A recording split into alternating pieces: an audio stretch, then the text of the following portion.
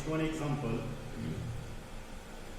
Write a C program to display month name. When enter the first character each and every month, so the C compiler converted or executed switch expression. आता example मध्ये पाहूयात आपण exactly काय होते याच्यामध्ये.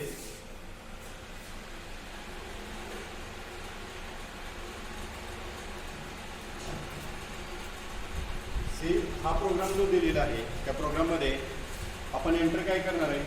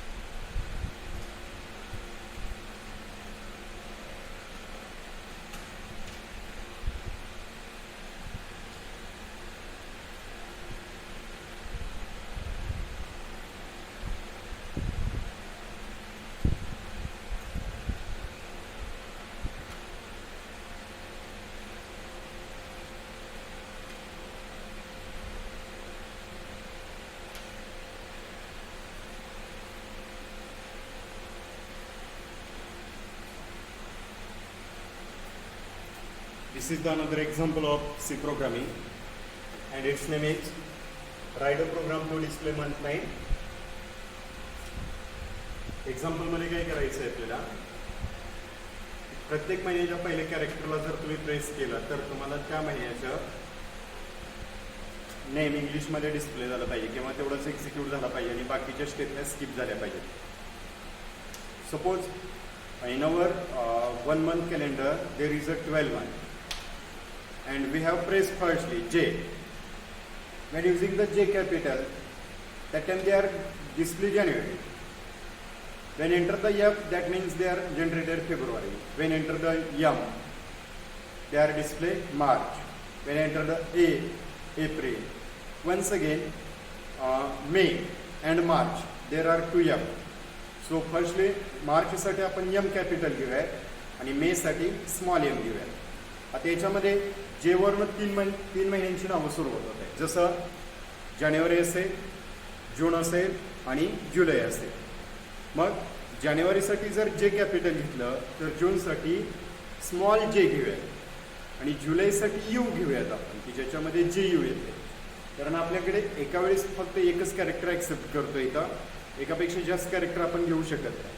मग प्रत्येक महिन्याच्या नावासाठी जर आपण एक सिंगल कॅरेक्टर रीड करत गेलो तर ते कसे असतील, जसं की जानेवारीसाठी जे, फेब्रुवारीसाठी एफ, मार्चसाठी एम, एप्रिलसाठी ए, मेसाठी स्मॉल एम, जूनसाठी स्मॉल जी, जुलैसाठी यू स्मॉल, ऑगस्टसाठी परत स्मॉल ए, कारण एप्रिल आणि ऑगस्ट असे दोन ए होत आहे. त्याच्यानंतर सप्टेंबरसाठी S, ऑक्टोबरसाठी capital O, नोव्हेंबरसाठी capital N आणि डिसेंबरसाठी डी. असे आपण काय करूयात, लेटर्स घेऊयात. आता ह्या स्विच एक्सप्रेशनमध्ये टोटल नंबर ऑफ 12 मंथ्स आहे, म्हणजे याच्यामध्ये 12 केस झाल्या, डिफॉल्ट एक घेतली 13.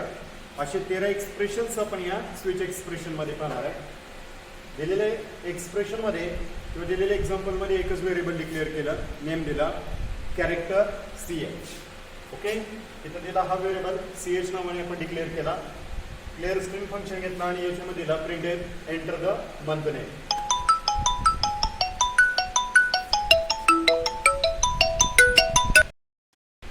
ऑगस्टसाठी ए, सप्टेंबरसाठी एस, ऑक्टोबरसाठी ओ, नोव्हेंबरसाठी एन, डिसेंबरसाठी डी. आता ह्या एक्झाम्पलमध्ये CH घेतला आपण, enter the month name. Format specifier आपण इथे यूज केलाय %C, ॲड्रेस ऑपरेटर दिला CH, स्विचमध्ये टाकला एन. एक्झाम्पलमध्ये पहा, स्विचमध्ये जे एक्सप्रेशन दिलं आहे तिथं आपलं चुकलं आहे की CH पाहिजे, चेक करूयात.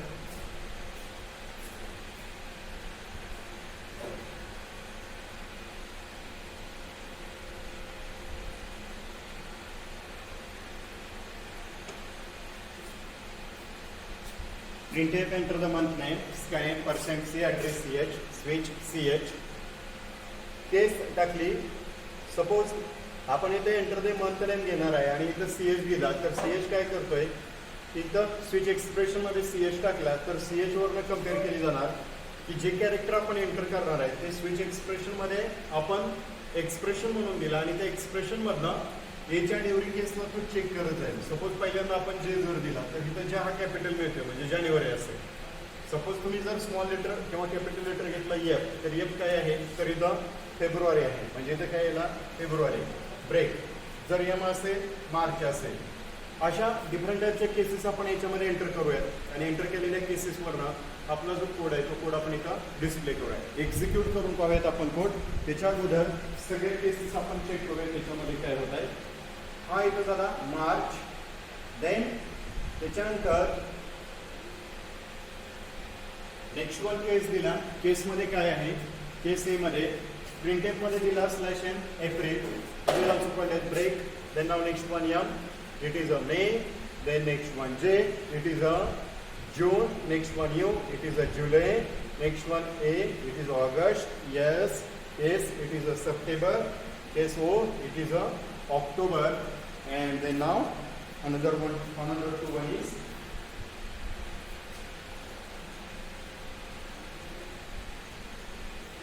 O stands for October, N stands for November and D stands for December. आता त्याच्यामध्ये जर तुम्ही त्याच्यापेक्षा वेगळे एखादं कॅरेक्टर जर एंटर केलं तर डिफॉल्ट त्याच्यामध्ये तुम्हाला रॉंग चॉईस म्हणून आउटपुट दिलं जाईल. एक्झाम्पलच्या आउटपुटमध्ये पाहूयात आपल्याला आउटपुट काय मिळत आहे ते.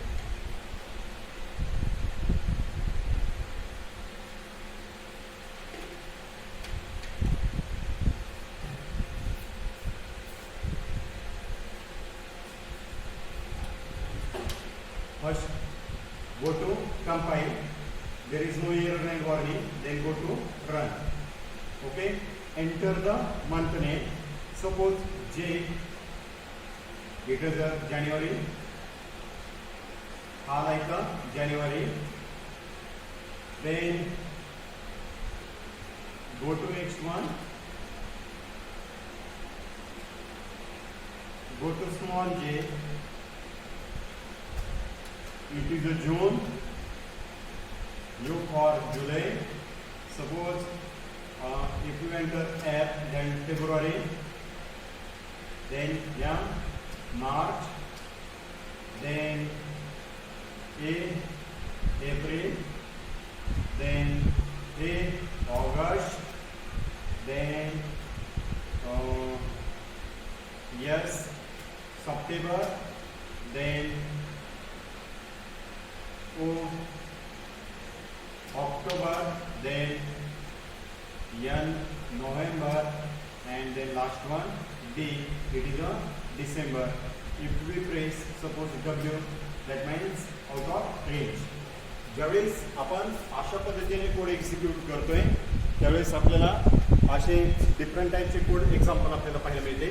म्हणजे ह्या एक्झाम्पलमध्ये आपण काय केलं, एक्झाम्पलमध्ये जे एक्झाम्पल दिलेलं आहे की स्विच एक्सप्रेशनमध्ये आपले जे काही कॅरेक्टर आहेत ते कॅरेक्टर कंबाईन केले जाते आणि त्याच्यामधला आपला जो कोड आहे तो कोड एक्झिक्यूट करून दिला जाईल. दिलेल्या एक्झाम्पलमध्ये आपण हेच पाहिलं की आपल्याला जेव्हा कोड एक्झिक्यूट करायचा असतो त्यावेळेस तो कोड एक्सप्रेशनमध्ये इन्सर्ट केला जातो, मर्ज केला जातो आणि त्या कोडमधनं आपल्याला स्विचमध्ये कन्वर्ट केला जातो. म्हणजे स्विच केसमध्ये काय सांगितलं होतं की प्रत्येक केस ही युनिक असली पाहिजे किंवा ती कॉन्स्टंट असली पाहिजे किंवा एक्सप्रेशन असलं पाहिजे, कॉन्स्टंट एक्सप्रेशन. सेकंड वन त्याच्यामध्ये आपण असंही पाहतोय की ज्यावेळेस आपण स्विच केस एक्सप्रेशन घेतोय तेव्हा त्या स्विच केस एक्सप्रेशनमध्ये डिफॉल्ट स्टेटमेंट एकच असलं पाहिजे. ब्रेक स्टेटमेंट हे आपल्याला ऑप्शनल दिलेलं आहे आणि आपण एका प्रोग्राममध्ये एकच डिफॉल्ट यूज करू शकतो, पण ब्रेक स्टेटमेंट प्रत्येक केसला यूज करू शकतो.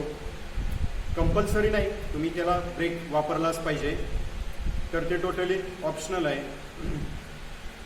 डिफॉल्ट स्टेटमेंट कुठेही तुम्ही प्लेस करा, पण जनरली ते प्रोग्रामच्या शेवटी जर प्लेस केलं तर ते बेटर होईल.